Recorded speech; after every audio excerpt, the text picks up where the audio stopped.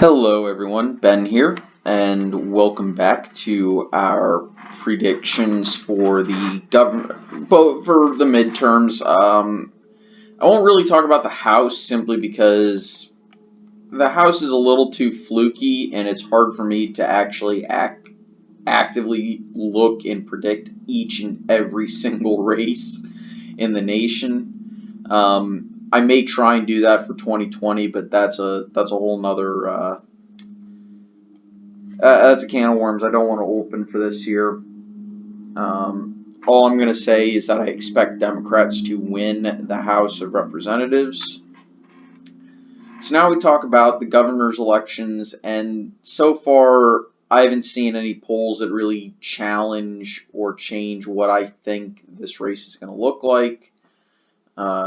In the terms of the governor's races, I really don't see that as being a thing that's going to change, so I'm not going to. I'm going to say that this is still reasonable, and this is my prediction. And remember, the colors are my confidence levels. This means I have two races, Kansas and Nevada, that I'm tilting towards the Republicans, two that I'm tilting towards the Democrats. This is essentially my way of saying these races are too close to call, but I would expect the Republican to win ever so slightly more than 50% of the time, or the Democrat in the case of the two Democrat races.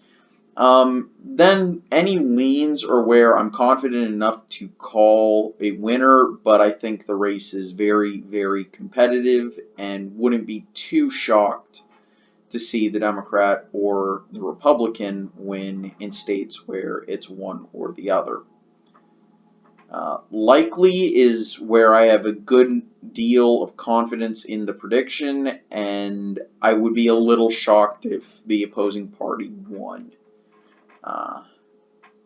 So, for example, if the Democrat won in Arizona, I would be a little shocked. Same thing if the Republican won in Colorado. And any race that I consider safe is a race where I really don't think the Democrat is going to win in states where I have it safe for the Republican. In any state I have labeled as safe for the Democrats, I really just don't see the Republicans winning. Okay? So let's move on to the Senate, where I did a little bit of checking beforehand of the polls and anything. And the only states that I really see any real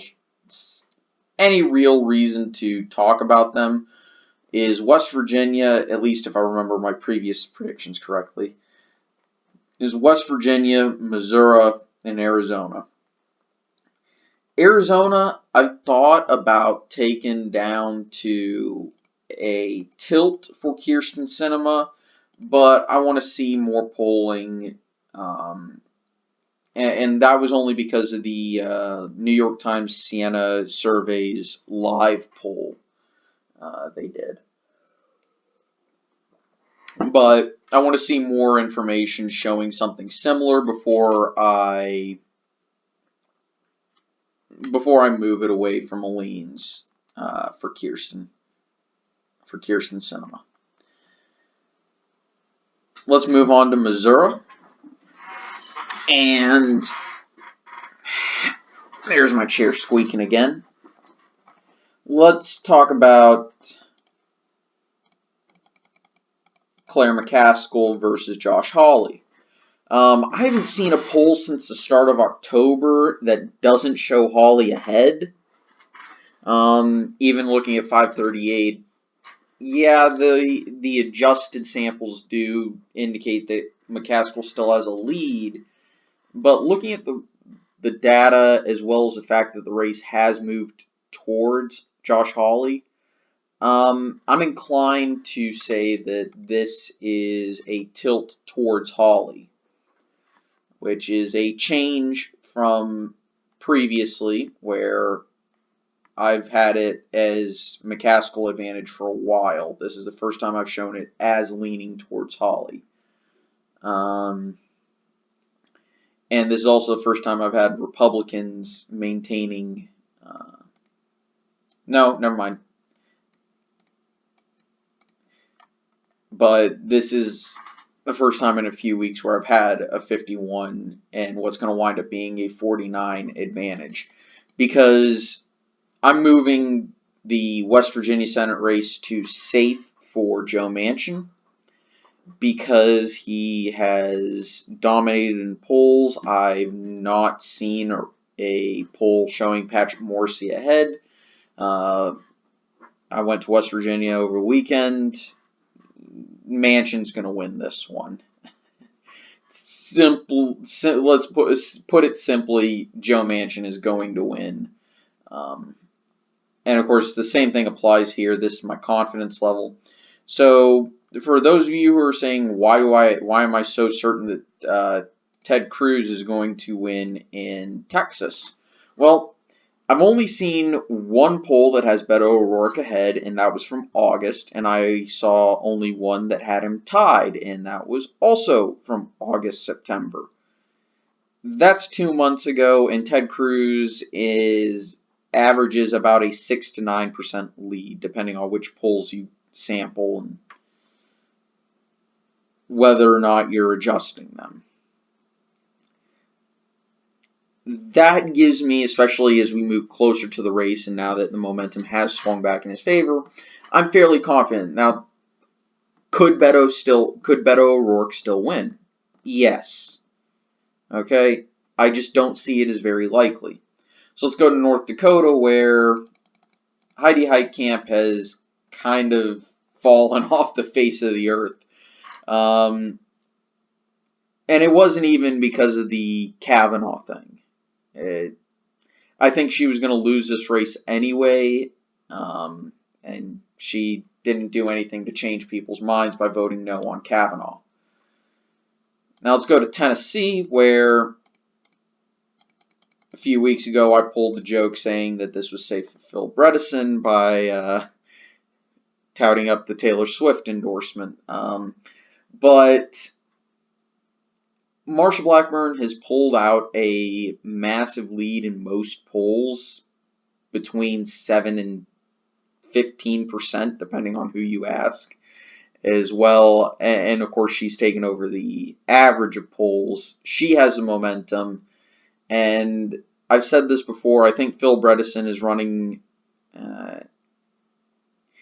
It's not that he's advertising himself wrong. He's advertising himself as a Tennessee Democrat, rather than a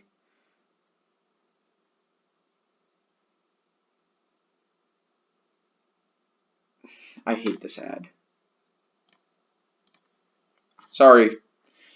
Rather than, and the worst part is he's doing the right things to try and appeal to a Tennessee electorate as a Democrat.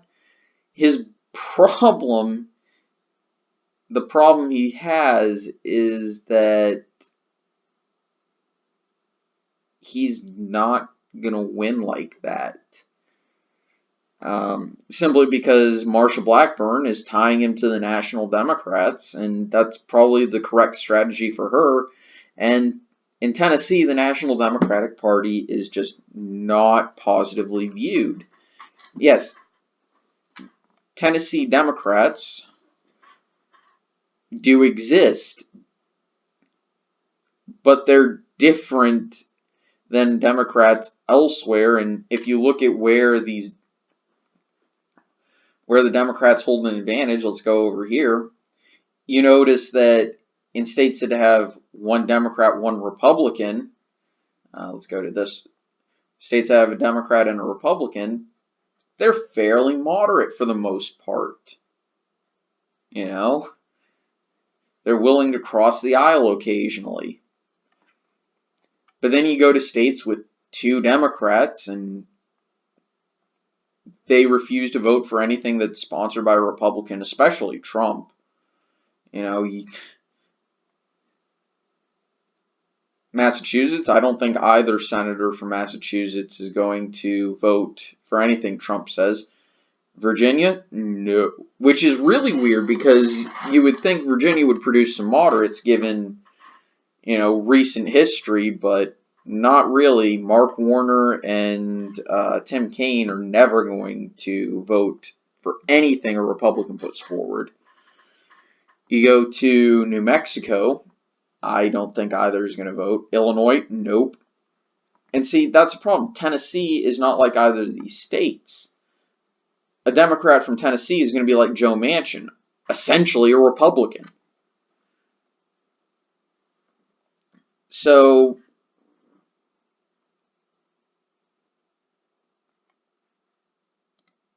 is it possible that Phil Bredesen can win?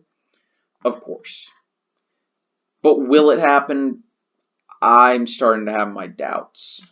States that I'm probably going to move next week, depending on what happens, which next week will be my penultimate prediction. That'll be Indiana, Florida, Nevada. It depends on what the polls show. Montana might move. Arizona might move. Missouri will probably move. Anyway, I want to thank everyone for watching. I hope you enjoyed. I'll see you guys next time. Take it easy. Have a nice day. Bye.